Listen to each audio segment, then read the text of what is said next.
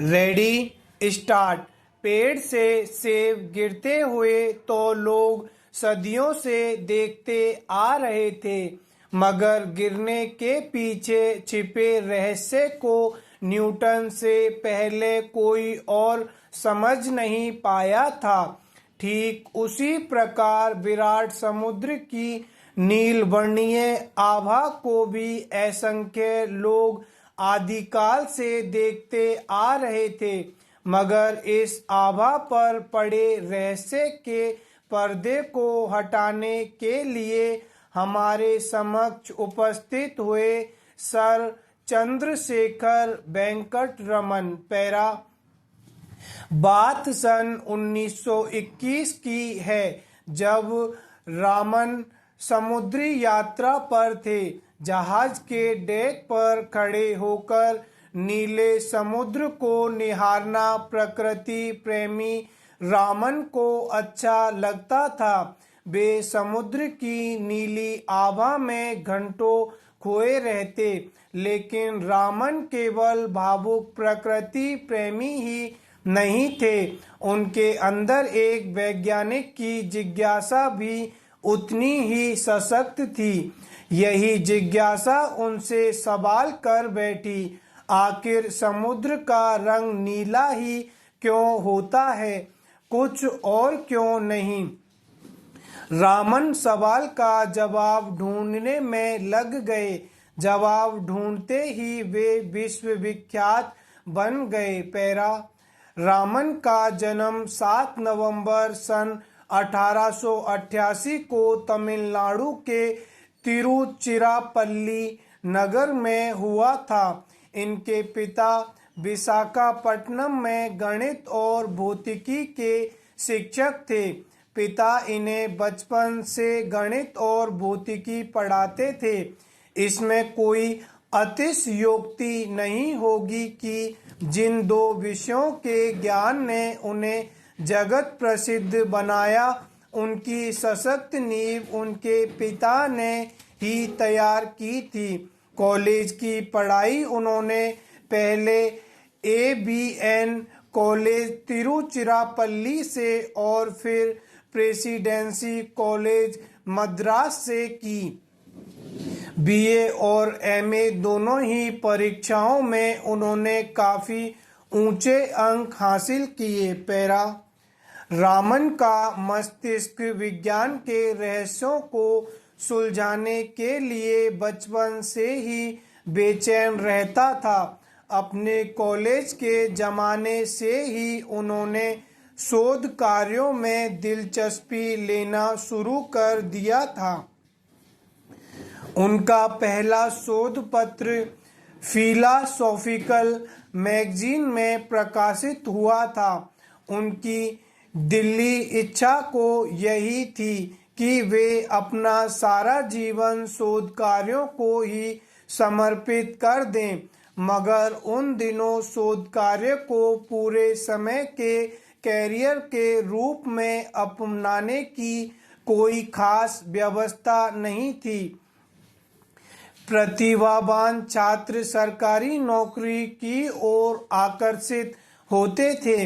रामन भी अपने समय के अन्य सुयोग्य छात्रों की भांति भारत सरकार के वित्त विभाग में अफसर बन गए। उनकी तैनाती कलकत्ता में हुई। पैरा। कलकत्ता में सरकारी नौकरी के दौरान उन्होंने अपने स्वाभाविक रुझान को बनाए रखा। दफ्तर से फुर्सत पाते ही वे लौटते हुए बहू बाजार आते, जहां Indian association for the cultivation of science की प्रयोगशाला थी। यह अपने आप में एक अनूठी संस्था थी, जिसे कलकत्ता के एक डॉक्टर महेंद्र लाल सरकार ने वर्षों की कठिन मेहनत और लगन के बाद खड़ा किया था। इस संस्था का उद्देश्य था देश में वैज्ञानिक चेतना का विकास करना। अपने महान उद्देश्यों के बावजूद इस संस्था के पास साधनों का नितांत अभाव था। रामन इस संस्था की प्रयोगशाला में काम चलाऊ उपकरणों का इस्तेमाल करते हुए शोध कार्य करते। यह अपने आप में एक आधुनिक हठ योग का उदाहरण था, जिसमें एक साधक दफ्तर में कड़ी मेहनत के बाद बहु बाजार की इस मामूली सी प्रयोगशाला में पहुंचता और अपनी इच्छा शक्ति के जोर से भौतिक विज्ञान को समृद्ध बनाने का प्रयास करता। उन्हीं दिनों वे वाद्य यंत्रों की ओर आकृष्ट हुए। वे वाद्य यंत्रों की ध्वनियों के पीछे छिपे वैज्ञानिक रहस्यों की परतें खोलने का प्रयास कर रहे थे। इस दौरान उन्होंने अनेक वाद्य यंत्रों का अध्ययन किया, जिनमें देसी और विदेशी दोनों प्रकार के वाद्य यंत्र थे। पैरा वाद्य यंत्रों पर किए जा रहे शोध कार्यों के दौरान उनके अध्ययन के दायरे में जहां वायलिन, चेलो या पियानो जैसे विदेशी वाद्य आए, वहीं वीणा, तानपुरा और मृदंगम पर भी उन्होंने काम किया।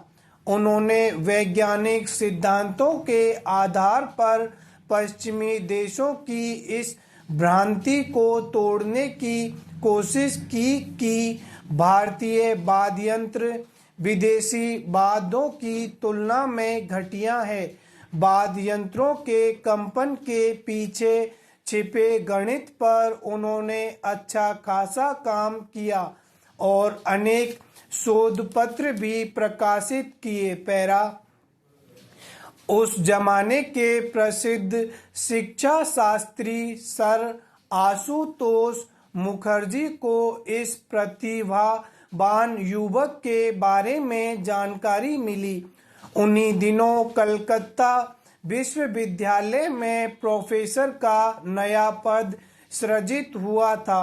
मुखर्जी महोदय ने रामन के समक्ष प्रस्ताव रखा कि वे सरकारी नौकरी छोड़कर कलकत्ता विश्वविद्यालय में प्रोफेसर का पद स्वीकार कर लें। रामन के लिए यह एक कठिन निर्णय था। उस जमाने के हिसाब से वे एक अत्यंत प्रतिष्ठित सरकारी पद पर थे, जिसके साथ मोटी तनख्वाह और अनेक सुविधाएं जुड़ी हुई थी। उन्हें नौकरी करते हुए 10 वर्ष बीत चुके थे। ऐसी हालत में सरकारी नौकरी छोड़कर कम वेतन और कम सुविधाओं वाली विश्वविद्यालय की नौकरी में आने का फैसला करना हिम्मत का काम था। पैरा रामन सरकारी नौकरी की सुख सुविधाओं को छोड़ सन 1917 में कलकत्ता विश्वविद्यालय की नौकरी में आ गए। उनके लिए सरस्वती की साधना सरकारी सुख सुविधाओं से कहीं अधिक महत्वपूर्ण थी। कलकत्ता विश्वविद्यालय के शैक्षणिक माहौल में वे अपना पूरा समय अध्ययन, अध्यापन और शोध में बिताने लगे। 4 साल बाद यानी सन 1921 में समुद्र यात्रा के दौरान जब रामन के मस्तिष्क में समुद्र के नीले रंग की वजह का सवाल हिलोरे लेने लगा, तो उन्होंने आगे इस दिशा में प्रयोग किए, जिसकी परिणति रामन प्रभाव की खोज के रूप में हुई। पैरा रामन ने अनेक ठोस रवों और तरल पदार्थों पर प्रकाश की किरण के प्रभाव का अध्ययन किया। उन्होंने पाया कि जब एक वर्णीय प्रकाश की किरण किसी तरल या ठोस रवेदार पदार्थ से गुजरती है तो गुजरने के बाद उसके वर्ण में परिवर्तन आता है। वजह यह होती है कि एक वर्णीय प्रकाश की किरण के फोटॉन जब तरल या ठोस रवे से गुजरते हुए इनके अणुओं से टकराते हैं तो इस टकराव के परिणाम स्वरूप वे या तो ऊर्जा का कुछ अंश खो देते हैं या पा जाते हैं।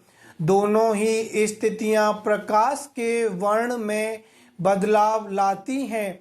एक वर्णीय प्रकाश की किरणों में सबसे अधिक ऊर्जा बैंगनी रंग के प्रकाश में होती है। बैंगनी के बाद क्रमशः नीले, आसमानी, हरे, पीले, नारंगी और लाल वर्ण का नंबर आता है। इस प्रकार लाल वर्णीय प्रकाश की ऊर्जा सबसे कम होती है। एक वर्णीय प्रकाश तरल या ठोस रवों से गुजरते हुए जिस परिमाण में ऊर्जा खोता या पाता है उसी हिसाब से उसका वर्ण परिवर्तित हो जाता है। स्टॉप।